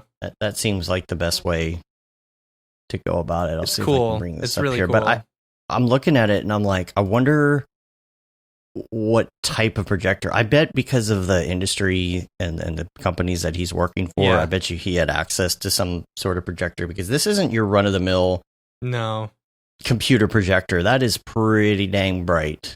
Okay, so that's probably right behind those pumpkins sitting on the ground. Oh, you think he keystoned it from? Yeah. Oh, the little thing there. Maybe it's hard to see. Yeah, it is. I don't know. It's cool. They look really good. They look really good. Yeah. Yeah, I don't know. I can't tell where that's coming from. The thing is, though, he's got stuff going on the right side, too. Yeah. And maybe he's got multiple projectors. Man, that is elaborate. Unless he's got it inside this horse and carriage here. Oh, that'd be smart. Yeah. Yeah. We're going to have to ask him about this. Yeah. Because I really do want to know, like, as far as the projector setup, what you got to do something like that. Because I have always wanted to do this. I've always wanted to do something like this. I have my house is the 2-story and it's all just flat. You know, it would be perfect for something like this. See, my garage isn't in the front. That's the problem. Mine isn't either. You don't have as much to project on if you don't have a garage. Mm-hmm. So, man, so cool. Cool. Yeah. I have to Good job, ask him. Sabor. Yeah. We did a candy shoot. That was about it. Yeah. We just went trick-or-treating. Like normal. It was normal for us. We're in Texas. It was fun. No one cares about anything here. It was fun, though. You just, I mean, a lot of people, we got a lot of good compliments on it, you know? Mm-hmm. There's something fun, though, about setting up and doing, like, I don't know, because you throw it through the pipe. You can just sit there and just throw candy at people, basically. Yeah. It's Shoot kind them of at fun. them with a cannon. Yeah. Dress up as a pirate. Like it's just like, there's the tube. People just line up. Mm-hmm. And then they, it's got little rope light going on it. My daughter enjoyed it. She just, like, shot candy at people all night. And what was really funny is the kids that were like short would be like, no, you gotta hold up your bucket in front. It came down quick because it's drain pipe. You know, it's not like regular PVC, like hard PVC. It's drain pipe, so it actually kind of will bend. And it's got this slick inside to it, like a black inside, and so the candy would just shoot and like ping these kids in the face. And we're like, yeah, you should hold your bucket up so you don't get like shot with the sucker in the face. That's funny. It's super fun. Everybody's like, you should just do this every year regardless. Right. You know? Right. So if you heard about it, because I know a lot of people were sharing people doing this on social and little news segments about candy shoots. So if you're interested in it for next year, it's definitely a lot of fun, and it works was a really well, cool so. TikTok that I saw of a guy who created a candy shoot, and he made it look like one of the sandworms from Beetlejuice, you know. And so like the candy would come out of the sandworm's mouth, you know. It's very, very cool. Cool. Yeah. And do I have anything else in here? Yes, I do. There's something else when I was hanging out with Joe that he told me about the other day. This is called High in Heaven, and this is a behind the scenes video of High in Heaven, and this is a drone show that, you know, the drone shows where they do the lights and things and the drones move around in the sky and create patterns and whatnot. So this company or this team of animators actually used Moves by Maxon, and they did facial capture. And they were able to take that data and bring that into actual drones in real life and do like this face in the air with all of these drones moving together. So there's a behind the scenes video you can check out to see how they went from an iPhone to drones. That's cool. Yeah. And the last one I wanted to mention is just a link to, I think it's the Cinema 4D. Show me what you got. Yeah, show me what you got. Actually, this isn't the Cinema 4D subreddit. This was just in Reddit videos, made it to the top. And there's a guy who built the entire Breaking Bad Super Lab in 3D. I saw that. Yeah. It's a lot of work, including the fly. Really? That's funny. Yeah. Gotta have the fly. I think it's the same fly maybe that landed on Pence's head. I don't know. Right. Yeah. Hi, my name is Sashia Dumont. I'm a writer, actor, and filmmaker. Hi, my name is Paul Robinson. I'm a director, DP, and filmmaker. We are the creators and hosts of the Go Gorilla Filmcast, an online source for all things indie film. We are a husband and wife film team and co-owners of Send 3 Productions, and we started this podcast for filmmakers like ourselves who were producing on micro budgets with skeleton crews. Go Gorilla is a weekly podcast that features various talents in TV, film, and web series productions. We've interviewed filmmaker powerhouses like Kestrin Pantera, Richard Raymond, Alex Ferrari, Cassandra Ebner, and Ryan Connolly. Amazing actors like Hannah Ward, Lou Taylor Pucci, Chris Wataski, and Eileen Gruba, groundbreaking cinematographers like Jodie Lee Lipes, and Jessica Lee Gagné, and many more. We also offer weekly reviews of our favorite films and shows, which vary from low-budget first-time filmmakers to A-listers and everyone in between. Go Gorilla is proud to announce that we have officially joined the Mograph Podcast Network. So if you love filmmaking as much as we do, tune in every Sunday for a new episode of the Go Gorilla Filmcast, your source for all things indie film. Now available on the Mograph Podcast Network. Let's move to Mograph Recommends. We're going to ask you some of your favorite things in different areas, and these can be your favorite overall, or maybe just your most recent favorite. Okay. When it comes to things like movies and TV and such. So we'll start with your favorite movie. Gonna have to go with Fifth Element, I think, still. Okay. Yeah. All right. Cool. I was like one of the films that like wanted me to get into doing some cool shit. I just still absolutely love it today. Specifically about Fifth Element, that because I've seen it, and I know a lot of people love the movie, but me personally, I just don't get it. You know, I think for me, a lot of it was just like the world building of it as well. Okay. Yeah, as I get like, that. Oh, it was like super clever and like funny and action packed, and it's got that love story for the ladies. Right. Yeah. Right. But the Dallas Multipass. Yeah, I think the biggest thing for me was just like the amazing like world building, and like you get the shots of like this insanely huge like city, and just taking all that in was just like mind blowing when I was a young little guy. See, it's probably my fault because I hadn't seen it all the way through until probably a couple of years ago. You know, I had only seen pieces. Yeah. Robin Dallas, you crazy? You gotta watch it again, Matt. Yeah. It's like watching The Big Lebowski for the first time. You've got to watch. There's a rule. You have to watch The Big Lebowski 3 times before you judge whether or not you like The Big Lebowski. You can't just watch it once. Yeah, but I feel like if you like a movie, you should like it from the beginning, not no, have it's to a watch slow it burn. 3 times. It's a slow burn. You gotta watch it, and then you watch it again, and you pick up on other little things, and then and then you really start to get it. You just start to get the dude, man. Yeah, Dude abides. It's like listening to an album. Yeah. Sometimes it take a few listens. Yeah, for sure. All right. What about music? Speaking of which, right now, I think it might be. I've been listening to a lot of like High on Fire again. It's like sludge metal. Like the guy, the guitarist from Sleep, like the Dope Smoker album and stuff like that. Stoner rock, sludge rock, stuff like that. Okay. And then in general, just like a bunch of like deathcore stuff and nice. Just all up Matt's alley.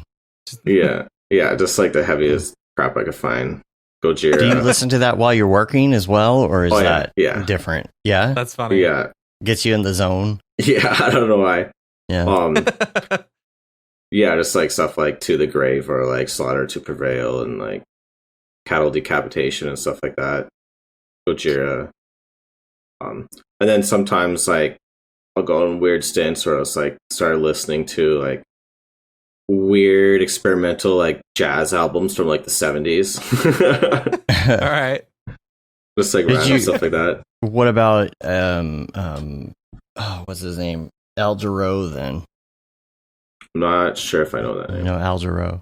Yeah. I thought maybe with the experimental jazz stuff you might know Al Jarreau. Like Look to the Rainbow. It's one of my albums in rotation, but is he like the kind of Italian guy? No, he does. It's scat. I guess it would almost be considered scat the way he just riffs and just says makes random noises and nonsensical non-words. But, I'm out of my element on both these genres. And lately, actually, a lot of Idols and their new album specifically. It's like British punk rock, post-punk. I don't know, super high energy. Love it. Cool. And what about TV shows? TV shows. I don't know. Game of Thrones up to season 7. Yeah. Actually, like one of my favorite TV shows to watch was just like the first season and the prequel of Spartacus. It was like, I've never seen that. It's like from Stars, I think. I think they're Okay. like a Australian thing. It's on Crave if you have Crave.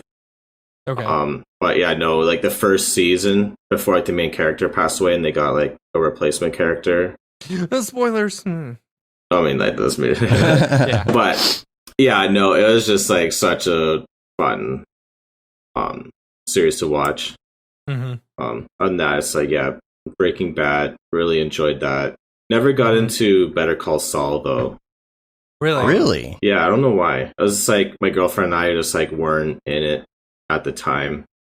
Oh man, I'll give it a second chance. I will say I get that because with Better Call Saul, I had a harder time like really getting into it than I did with Breaking Bad. Breaking Bad, I felt like I understood where they were going, you know, from like episode 1, episode 2, you know, and then it was all about the mayhem that happened. Yeah, with exactly. Better Call Saul, I know where they eventually go. It's you know, so but it's good, like though. It's I don't so know. good. It's I would borderline enjoy say it. that it's almost as good as Yeah. Breaking Well, Bad. that's because you've at got this point. Vince. Is it Vince Gilligan?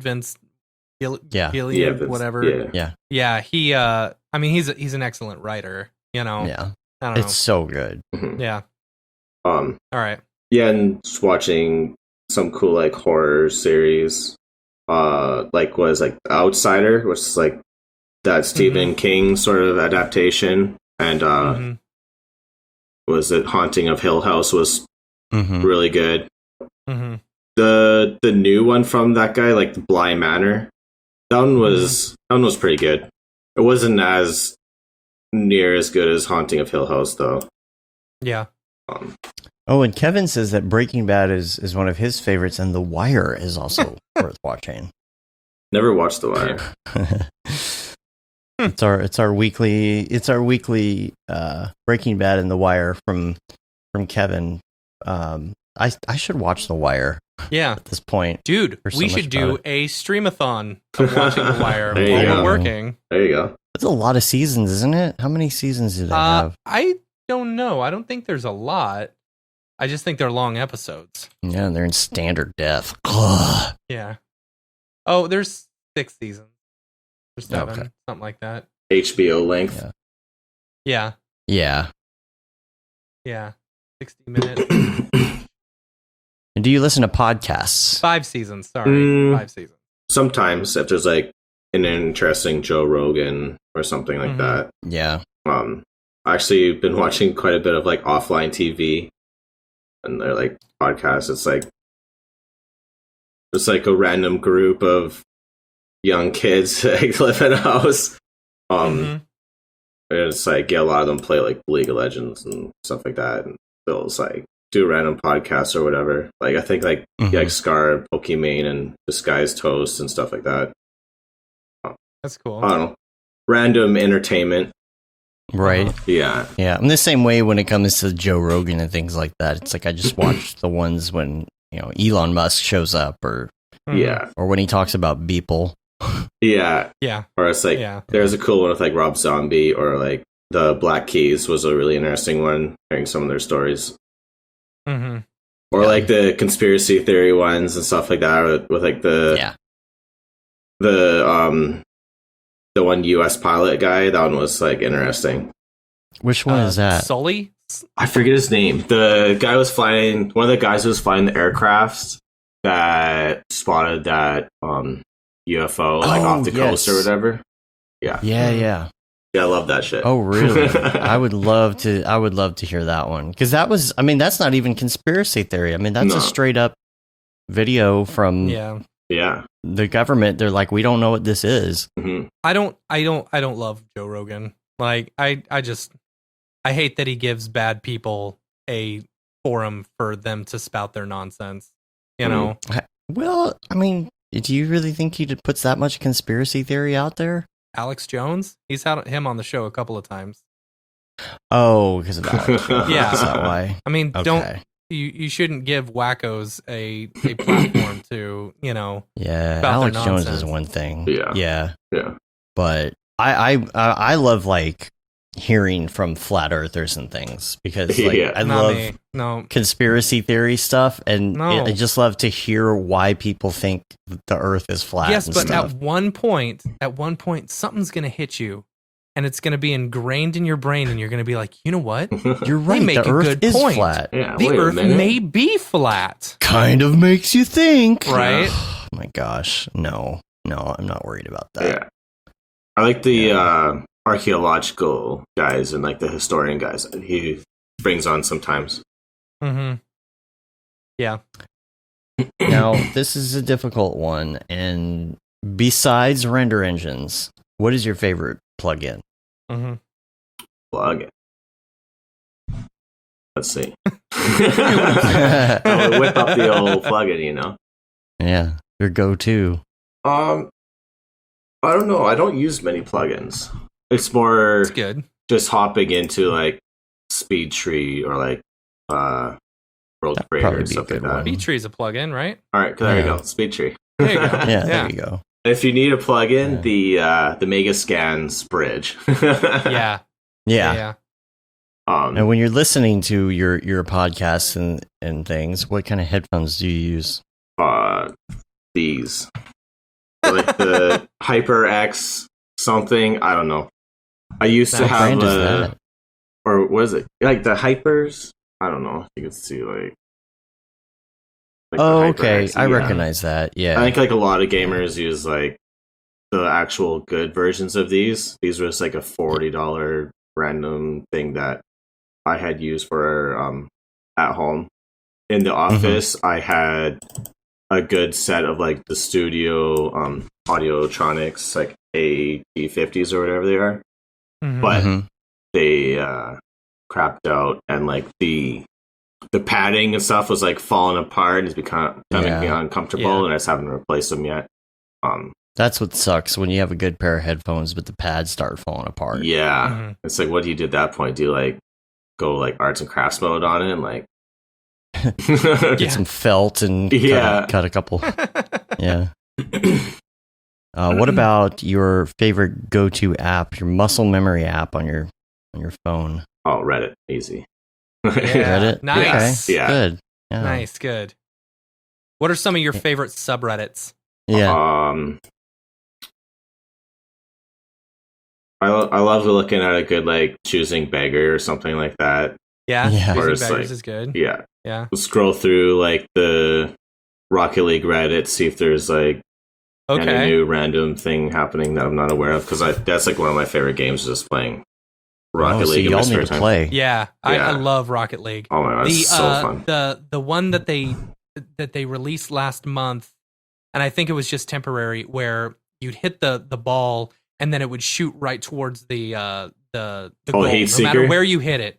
Heat Seeker, yeah. Yeah. That is fun. Yeah. And when you've got two people playing, so me and my brother will play against people, and I'll just have him follow the goal the whole time, stay in the goal and try and, knock it back and forth. And I, instead of hitting the ball, I run around and try and destroy the people Yeah, exactly. while that's going on, And it's like, people don't know how to react to that because both sets of people are trying to, block the ball and stuff. Mhm. We'd win every time. It was awesome.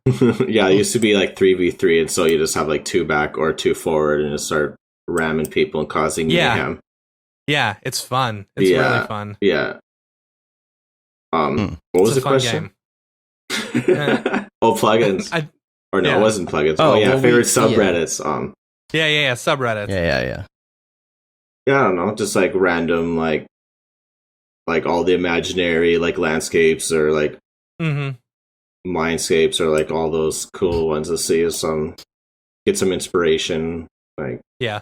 any of those art ones, or like the cool like earthborn ones and stuff like that.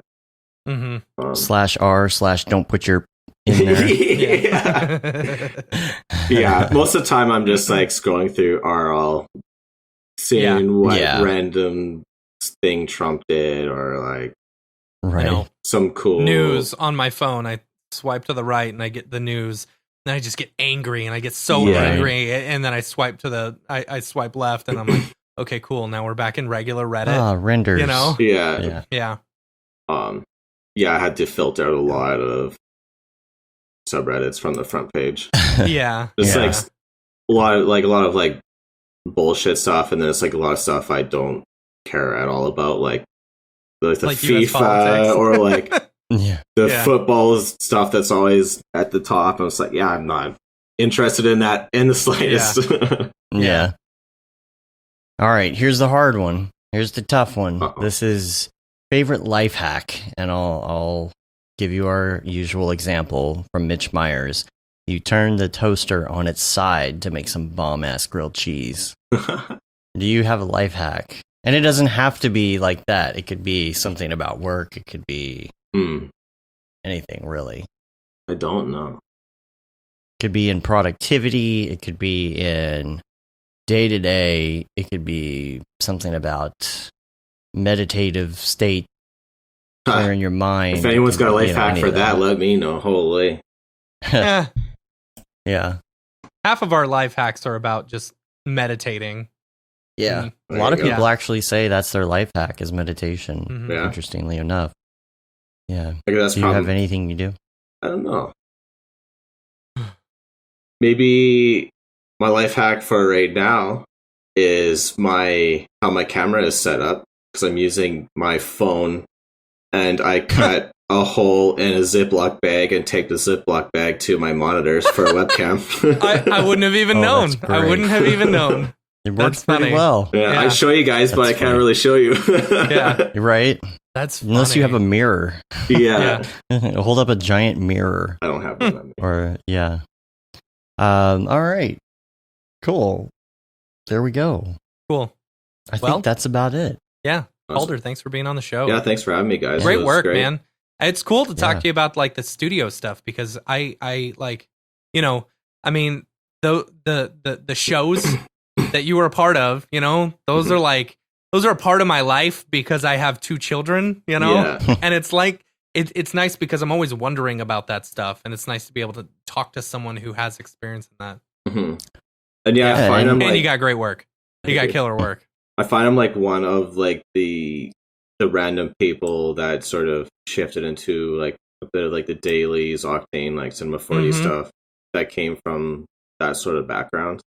Yeah. And it seems like a lot of people just sort of like get in there and like just like sort of like hone their skill in there and like stay in there. Whereas like I wanted to reach out, go further. Yeah. But it's awesome hearing where like people like came from and stuff, and like how they sort of ventured into the avenues. Like in the Dave Ariu podcast we did, like the one guy's like works at like a football stadium doing like visual stuff for that in the spare time. Was it Luis? Luis? I think it was Jay Pierce or Aaron Westwood. Oh. It's one of those two. And like the other guy came from like an entirely different background again. It was just like it's so crazy. Yeah. Well, Matt, now you have a direct line, so you can say, in season 2, episode 6 of. I'm gonna look for your name on every episode now. Yeah, there you go.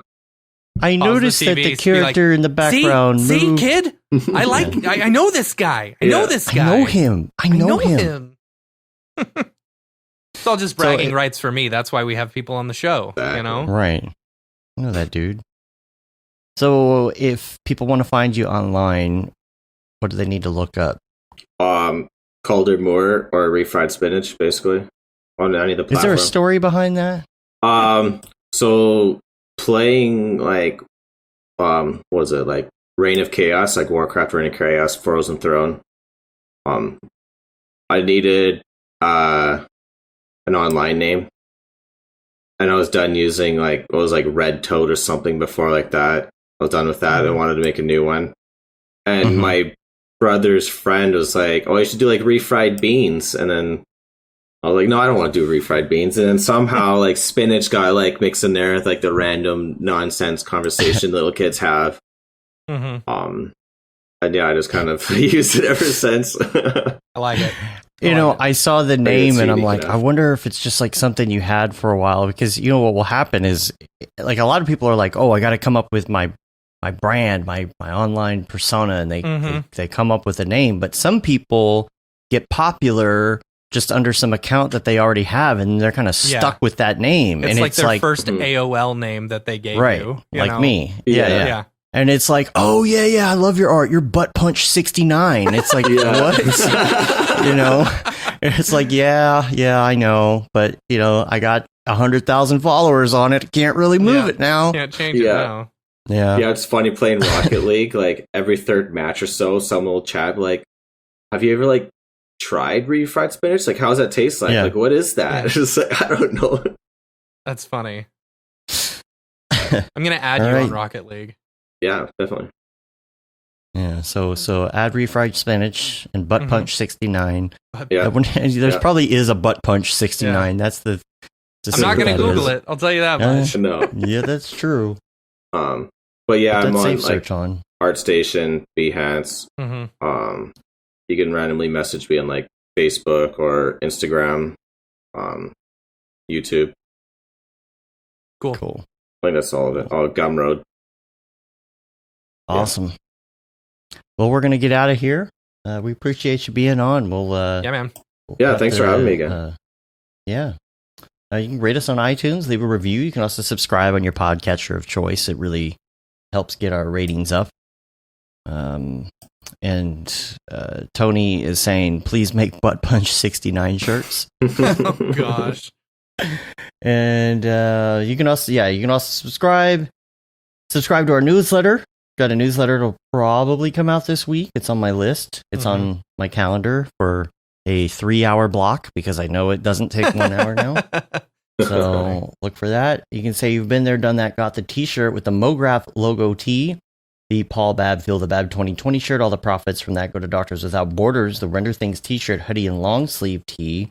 That Render is Fire shirt, which you are only allowed to wear, ironically, unless you're Shams. Now, there is another shirt coming up that I am working on right now, and I'm not going to give any of it away, but our t-shirt services are back up and running, and so I'm designing a new shirt right now. Oh, so sweet. Hopefully people the will Paul like Babb that. one. We'll see if he wins tomorrow. Yeah. If Paul Babb doesn't win tomorrow, then we got to take the shirt off. We got to the retire market. the shirt. Yeah, we'll retire the shirt. Vintage only. Vintage. Or we could just, actually, what we do, we go crypto art. Exactly. $1,000. $1,000 shirt. I'm gonna change the price to $1,000. Yeah. On Wednesday. Yeah. Okay. So if you want a Paul Babb Feel the Bab 2020 shirt, it's good. then you got to do it that way, because remember, all the profits go to Doctors Without Borders. So if you want to buy a shirt after that, you'll be making a large donation to Doctors Without Borders. Yeah, that's a good idea. Yep. Yeah, that's what we're gonna do. So. And did I cover everything? I did. We're on Facebook, Twitter, Instagram, YouTube, Mograph.com. Check us out there, and make sure that you go check out Calder and all his stuff and things. And that wraps it up. Until next time, I'm Dave. And I'm Matt. I'm Calder. Have a good one. Later, yo.